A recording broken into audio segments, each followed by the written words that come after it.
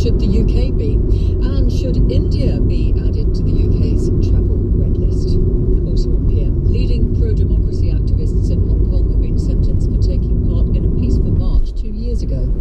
Beijing and the Hong Kong government are very eager to crack down on the democratic movement and believing that if they put some of the figures behind bars and force them to go into exile, there might be no one to organize anything in Hong Kong anymore. We'll speak live to Lord Patten, the last governor of Hong Kong.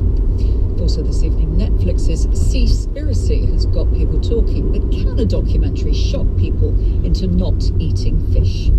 We really do need a much better understanding of what happens to viewers after they've seen Seaspiracy or Blue Planet 2 to make documentaries a much more strategic tool to get change for the environment. And we pay tribute to the actress Helen McCrory, who has died at the age of 52. Let's start with the BBC News, read for us this evening by Tina Ritchie. New figures suggest COVID-19 infections across all parts of the UK have fallen to the lowest level since September.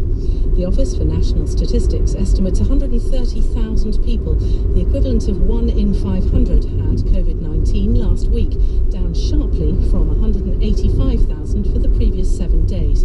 Our science correspondent Panav Ghosh reports.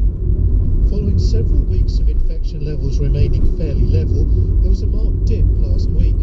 It's unclear why the prevalence of the virus has decreased so sharply. It may be as a result of schools being closed or simply down to random fluctuations. Experts are awaiting next week's results to see whether the dip will continue.